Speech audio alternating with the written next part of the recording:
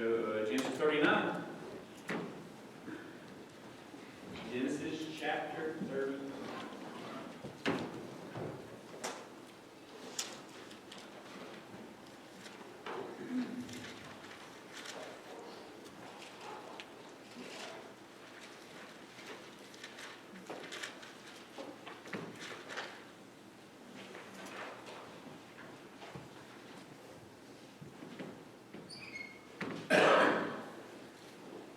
Alright, we have been looking at Joseph's life here, starting in chapter 37.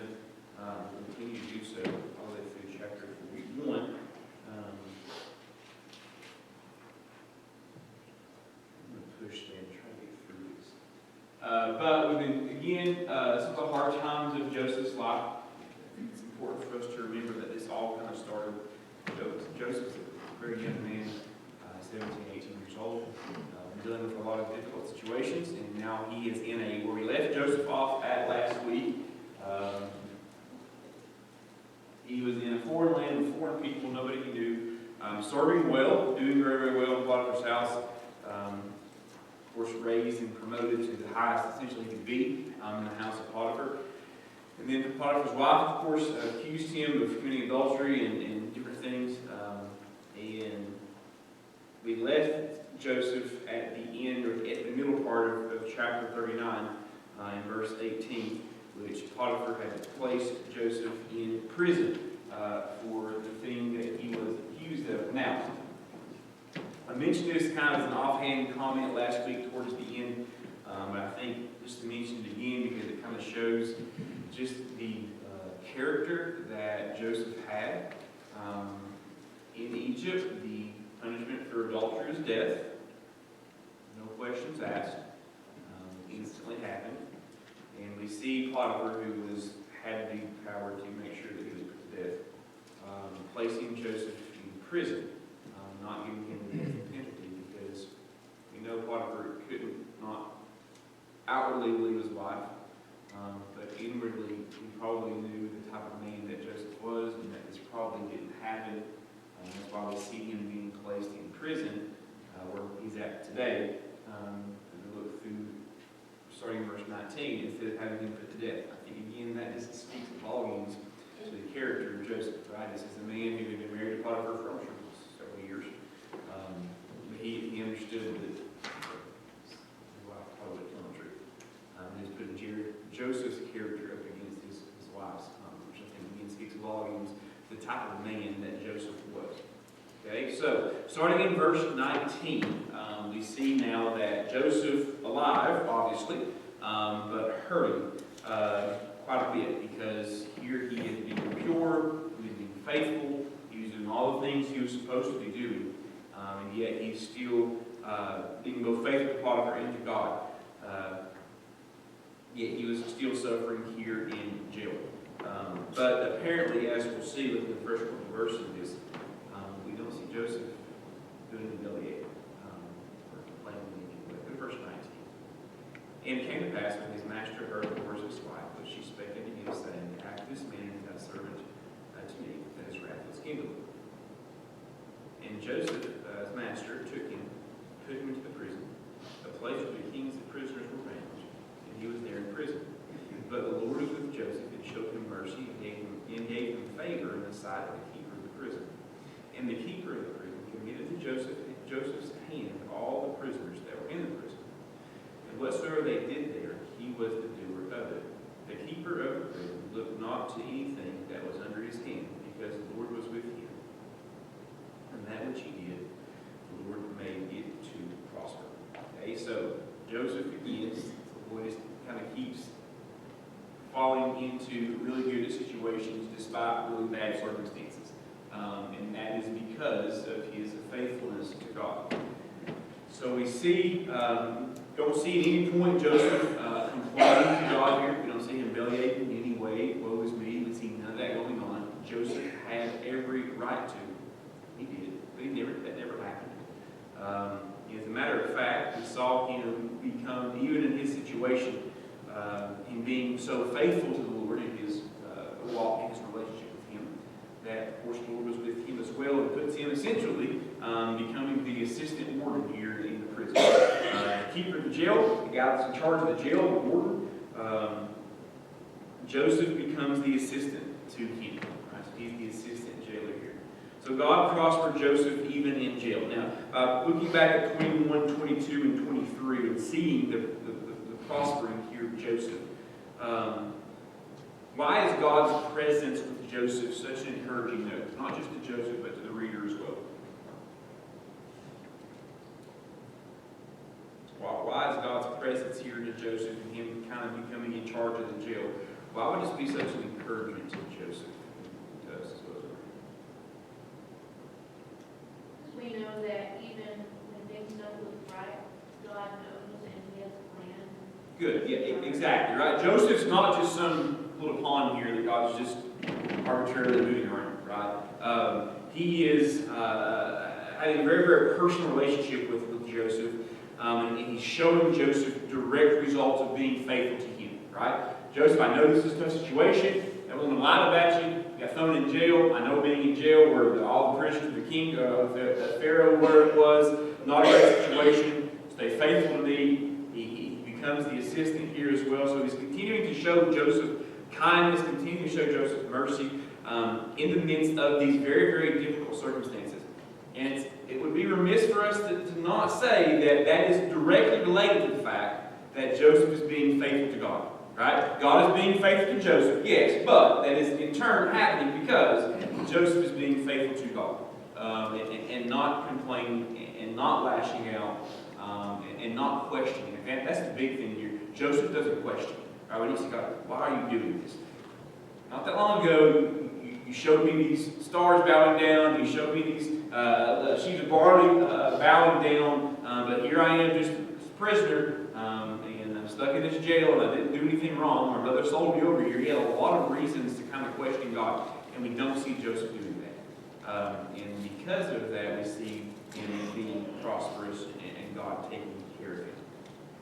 So while Joseph was there waiting for a good ending to this really bad situation, two important officers who had offended the king joins Joseph here in prison, starting in chapter 40. It's the first 8 verses here that these two gentlemen kind of come to know Joseph and talk to him. These two men, of course, the chief of the bakers and the chief of the butlers, okay, are who these two gentlemen are. And they had offended the Pharaoh in some way, so now they're in jail. The king in some way, so now they're there. And they come to know Joseph, and they had dreams. Both these two men had dreams on the same night.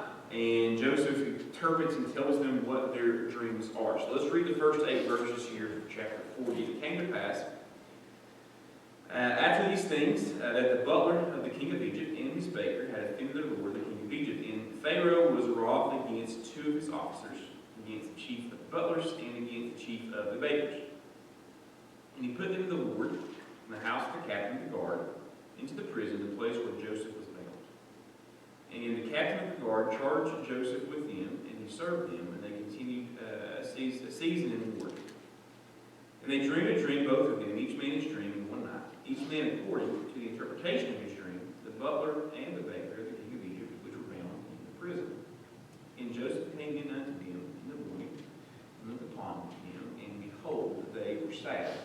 And he asked Pharaoh's officers that were with him in the ward of his lord's house, saying, Wherefore look ye so sadly today?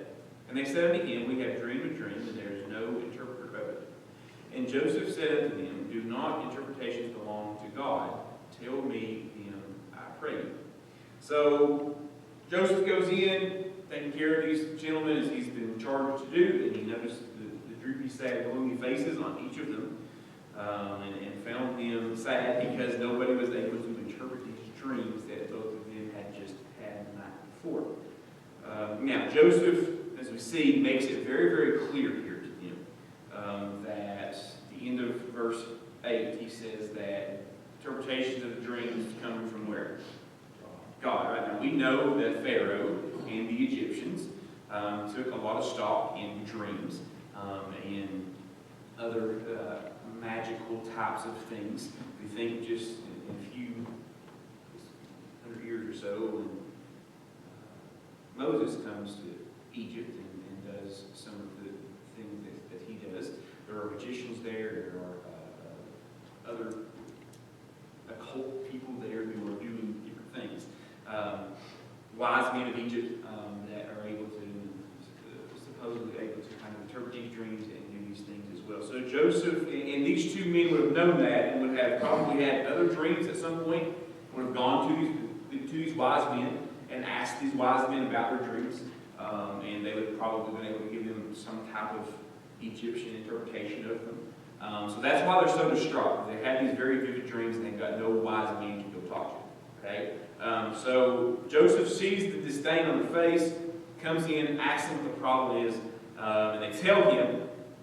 And Joseph makes it a point to say to both of these men that not the magicians, not the wise men of Egypt were the interpreter of the dreams, but only Elohim, right, the one true God, could interpret dreams. Now, believing that God would reveal the meaning of the dreams to Joseph, he tells these two men, "Would you tell me what they are, and I'll be able to interpret them to you, because God will allow me to do that." All right, so we get to verse 9 down through 13, and we see the butler's dream first. All right, so verse 9, the chief butler told his dream to Joseph and said to him, "In my dream, behold, a vine was before me, and in the vine was 3 branches, and it was as though it budded, and her blossoms shot forth, and the clusters thereof brought forth ripe grapes. And Pharaoh's cup was in my hand, and I took the grapes, and pressed them into Pharaoh's cup, and gave the cup into Pharaoh's hand. And Joseph said unto him, This is the interpretation of it.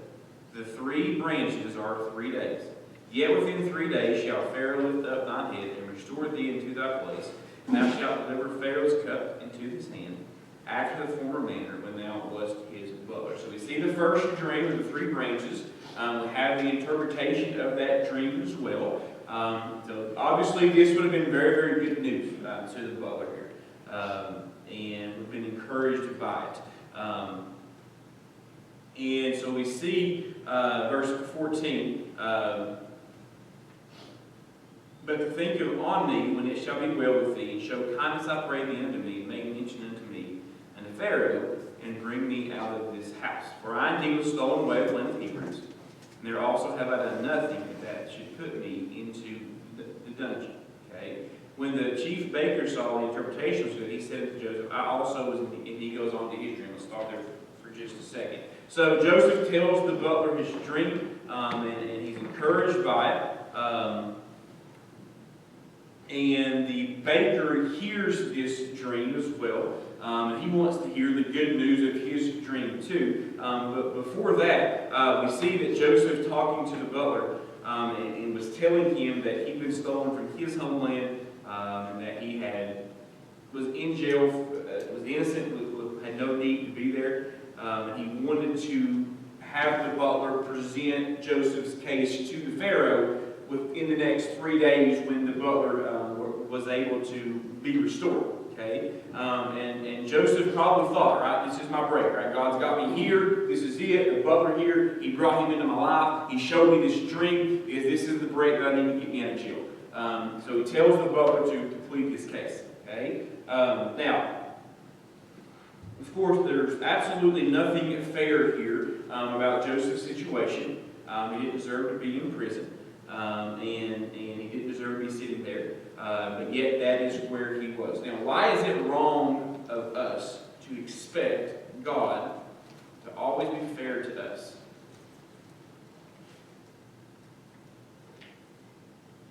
Why is it wrong to expect God to always be fair to us?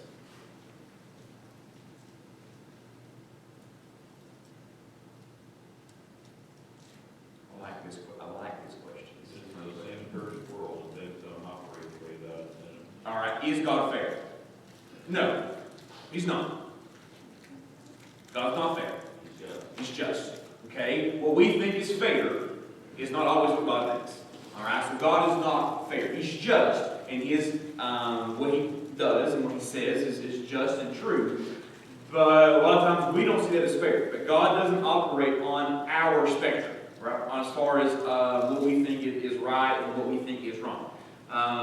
God does not govern by what we think. He does not act according to our plans. When things don't happen for us like we think they should, we think things are unfair, right? That's putting our spin on what we think should happen in our lives. It's not the way things go.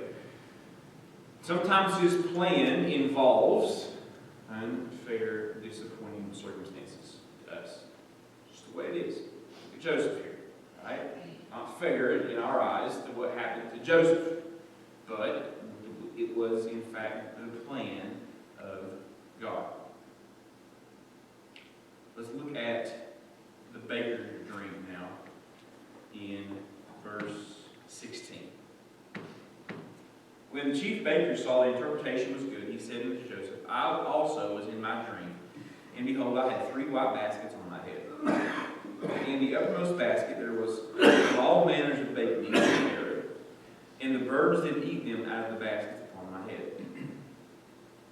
So the baker hears the good news, and he sees the similarities, right? I've got 3 things, just like the butler had. Let's see what good news I'm going to get. And Joseph, in verse 18, answers and said, this is the interpretation thereof. The 3 baskets are 3 days. And I'm sure the baker's thinking here, all right, here we go. This is going to be good news. Yet within 3 days shall Pharaoh lift up thy head from off thee, and shall hang thee on a tree. And the birds shall eat thy flesh from off thee. And it came to pass the 3rd day, which was Pharaoh's birthday, that he made a feast unto all his servants. And he lifted up the head of the chief the butler, and of the chief the bakers among his servants. And he restored the chief butler unto his butlership again, and he gave the cup into Pharaoh's hand. But he hanged the chief baker as Joseph had interpreted to them. Yet did not the chief butler remember Joseph, but forgot him. So the baker hears the dream, wants the interpretation of it as well, and thinking that this is, as Joseph is explaining this, thinking this is going good and going good. And Joseph finishes with the fact that he's going to be hanged. And of course, as you see in the chapter, that's exactly what took place. Joseph, these dreams were fulfilled exactly as Joseph had interpreted it. And as we see, though, in verse 23, that in just 3 days' time, the butler forgot about Joseph, right? The butler would have remembered Joseph. He would have known Joseph was the reason, or told him exactly what had taken place.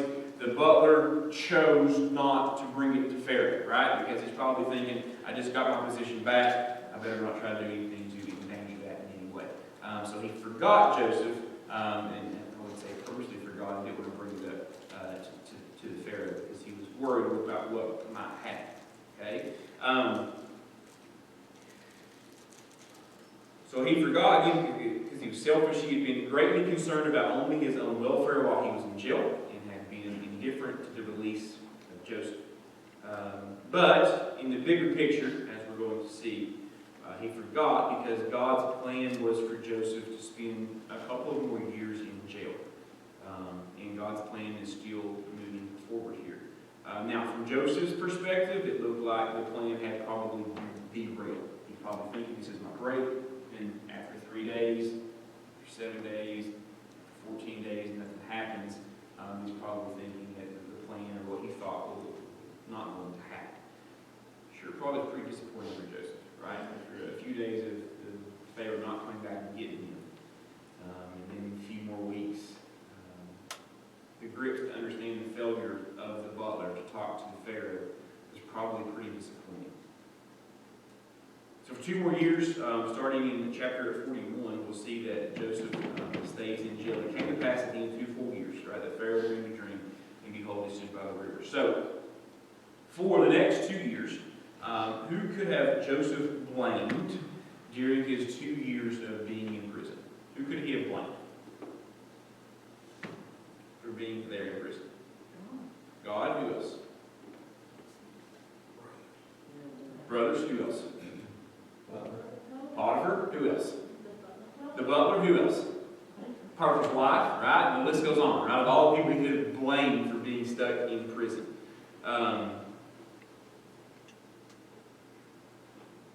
But why could a person in his situation still find contentment? Why could a person in his situation still find contentment? Exactly, right? God is always in control. God is always right. God is always on time. Right? God is always in control. He's always right and always on time. Doesn't always fit our timetable. We like it a lot of times. But He's always right, always on time, and always in control. So that leads to this question: why doesn't God here simply just tell Joseph his plan, so Joseph would know exactly what's going on? Why doesn't God just tell him all this stuff? Why doesn't He come to him in a dream and tell him all this stuff? He's growing. Exactly, right? Yeah, exactly. He's growing Joseph. He's teaching him things. God does not promise us that we're always going to know His reasons. Okay? But they can learn all about His heart and His character. We can use the trying situations and circumstances to grow with our faith in God. Okay? So God's not always going to tell us what's going on, and it's for our own good. And you grow and you mature, you learn to rely more and more on Him. Now, Joseph was not perfect. Though the scriptures up to this point portray him as being that way, we can't assume that he never had down days. We know that he had to. Some disappointing days and some pretty discouraging days for Joseph.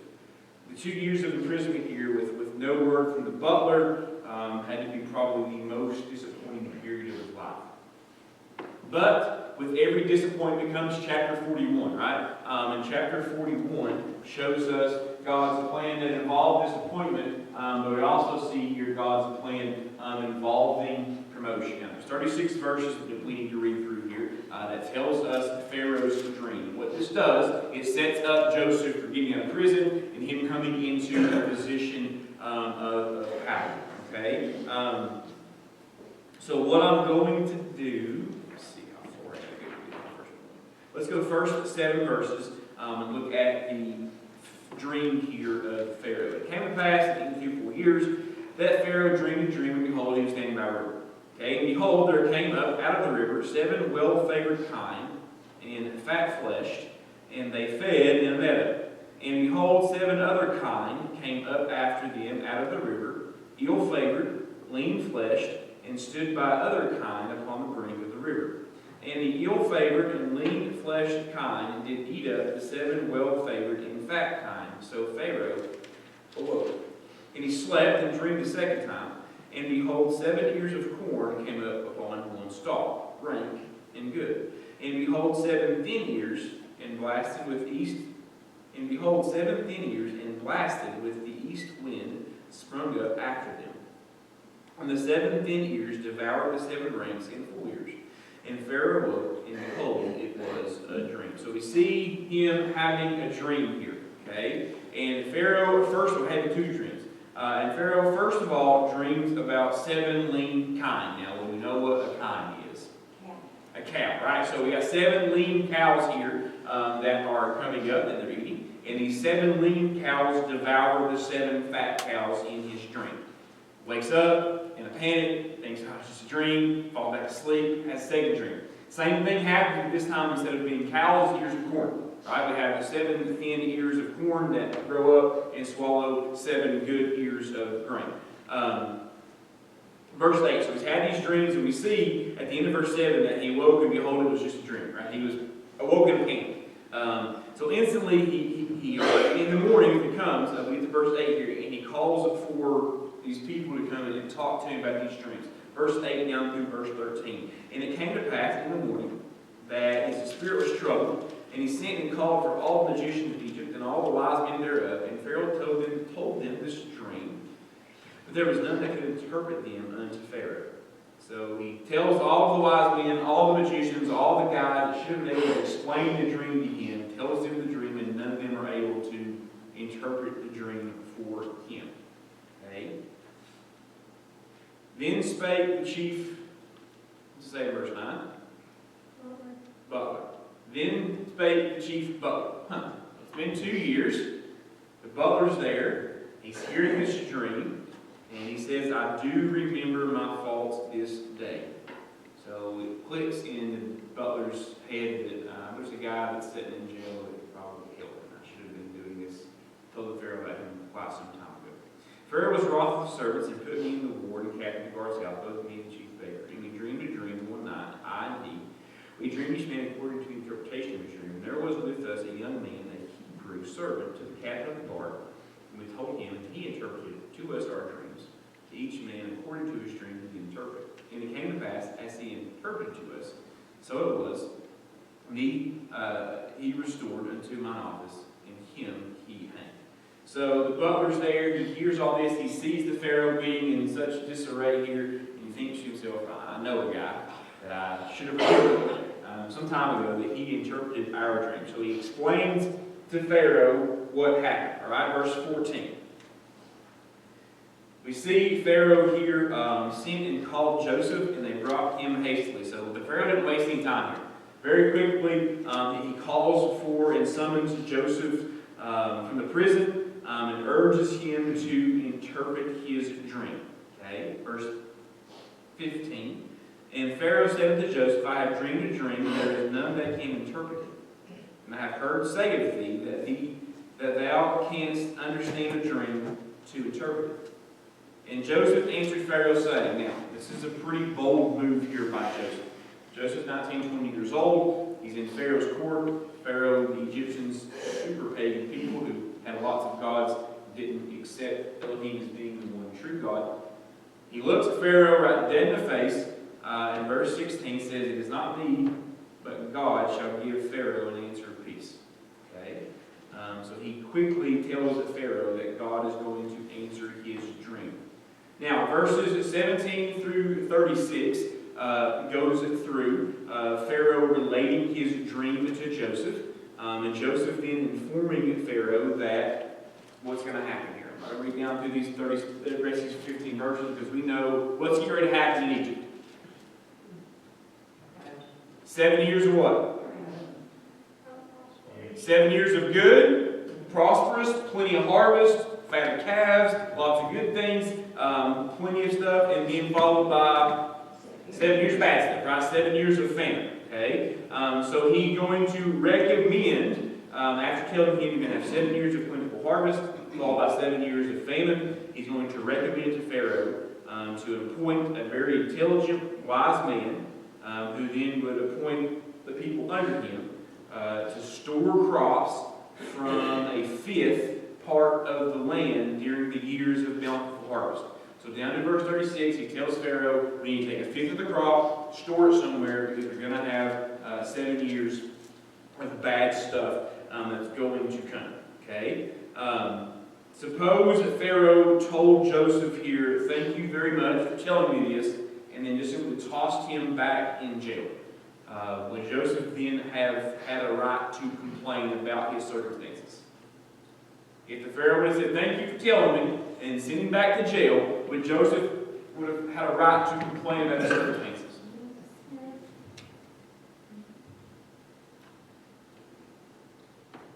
No. Right? Because what? Even then, that would have been part of the plan of God. That wasn't what happened. But had God allowed that to take place, Joseph, he probably would have, we would have complained. He probably would have complained. But he would not really have had a right to, because complaining about circumstances is an affront to God. It shows disapproval of his leading and doubt about his goodness. Let's finish this up. I have 7 minutes. Let's do that. So, 37 through 57, to finish up this chapter, we see Joseph being promoted. Now, Pharaoh here admits to Joseph that God taught you all of this, right? Look at verse 37. And the thing was good in the eyes of Pharaoh, and in the eyes of his servant. And Pharaoh said unto his servant, can we find such as one as this, is a man in whom the Spirit of God is? So because of Joseph telling Pharaoh this dream, explaining to Pharaoh that God interpreted the dream for him, Joseph is now bearing witness unto Pharaoh that he is the follower of the one true God. Okay? And he's being faithful to God because of it. So Pharaoh admits this and refers to the God Joseph believed in as the living God, because he uses the word Elohim here for God. Okay, he recognizes down through verse 39, and Pharaoh said unto Joseph, for as much as God hath shown me all this, there is none so discreet and wise as thou art. Thou shalt be over my house, and according unto thy word shall all my people be ruled. And only in the throne will I be greater than thou. And Pharaoh said unto Joseph, see, I have set thee over all the land of Egypt. And Pharaoh took off his ring from his hand, and put it on Joseph's hand, and arrayed him in vestures of fine linen, and put a gold chain about his neck.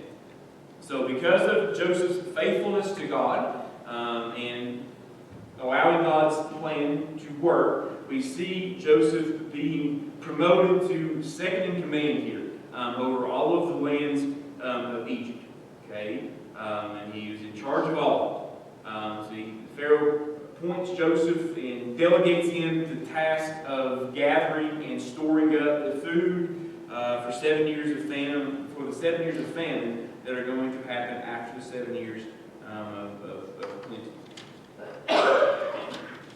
Let's go to verse 43. And he made him ride into the second chariot which he had, and they cried before him, bowed the knee, and he made the ruler over all land of Egypt. And Pharaoh said unto Joseph, I am Pharaoh, and without thee shall no man lift up his hand or foot in all of the land of Egypt. And Pharaoh called Joseph's name Zaphenath-Paneah, and he gave him to wife Asenath, the daughter of Potiphar, a priest of On. And Joseph went out over all of the land of Egypt. So we see Joseph promoted to very, very powerful and very, very important. Now, there are some temptations that come with this job. Right? Joseph is now the guy, and he would have faced some temptations with this new, highly powerful position. He could have been tempted here to forget about God. Could have been focused on finding himself and indulging himself as compensation for having been unfairly treated. He would have also had the authority to hunt down the brothers, bring them to justice, and everybody else. But we know, of course, Joseph does not do that. 13 years now has elapsed since Joseph has been sold to slavery. Okay? Abruptly, he had exchanged his prison garments for royal robes, and everyone in Egypt, as we saw in verse 45, had to bow to Joseph.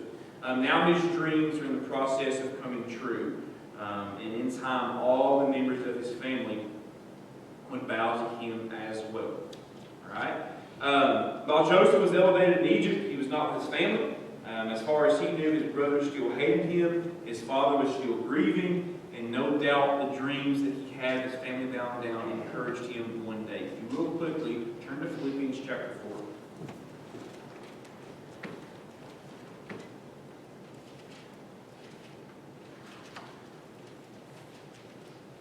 And look at verse 10, 11, and 12. This is the Apostle Paul's response here to various circumstances that God had put him through. But I rejoice in the Lord greatly, that now at the last your care of me hath flourished again, wherein you were also careful, but you lacked opportunity. Now that I speak in respect of one, for I have learned in whatsoever state I am, therewith to be content. I know both how to be abased, and I know how to abound. Everywhere in all things I am instructed, both to be full and to be hungry, both to abound and to suffer need. Paul stating here about the circumstances that he learned to be what? No matter the circumstances. Content, right? He learned to be content no matter the circumstances. Good or bad, hills or valleys, storms or sunny days. Right? He learned to be content in all those things. Back to chapter 41 of Genesis, let's go to verse 51. We'll finish up at 51 and 52 here. Joseph married, you see in verse 51, named his firstborn son Manasseh. And Joseph called the name of his firstborn son Manasseh, for God said, He hath made me forget all of my toil in all my father's house. And the name of the second called he Ephraim, for God hath caused me to be fruitful in the land of my affliction. So Joseph, Manasseh's firstborn, had good reason for naming him that, because that name means forgetting. It was Joseph's way of thanking God. Joseph's way of thanking God for him causing him to forget all the toil and unhappy things in his life. Second son was Ephraim, named for fruitful. Affliction is no excuse for a barren life. Okay? God can make us fruitful anywhere. Let me say that again. Affliction is no excuse for a barren life. God can make us fruitful anywhere. Fruitfulness simply depends on obedience. Where's your focus at? Wrong conclusions based on circumstances and right conclusions based on God. Here are some of the wrong conclusions based on our circumstances. Some of the woe is me stuff, right? I don't like what's happening. Throw a pity party. The thing about a pity party is nobody else shows up, right? So God doesn't care about me. God can't hear me. Doesn't know what's best for me. He's unkind. He's unfair. God can't control my circumstances. Our right conclusions, though, where our focus should be based on God's Word. God is the creator of all. He's all powerful. He's all present. And God provides us with redemption. So where is your focus? Trust God in every circumstances. Hills or valleys, storms or sunny days. Right? We should be focusing on God and being faithful to Him. All right, that finishes up chapter 12. We'll jump into the last lesson next week, which is all part of God's plan. And that finishes up the book of Genesis. So it'll probably take us a couple weeks to get through it. Let's pray. Dear Heavenly Father, thank you for the lesson we had today. For the faithfulness of Joseph and how you were faithful to him. Even in the midst of the circumstances that he was in, he remained steadfast in his faith. I'm sure there were down days. I'm sure there were disappointing days, but he remained steadfast in his faith. And because of that, you blessed him probably more than you could ever imagine. I pray that as a reminder to us that our focus should be on you, on your word, and the plan that you have for our lives. We don't always understand it. We don't always even like it.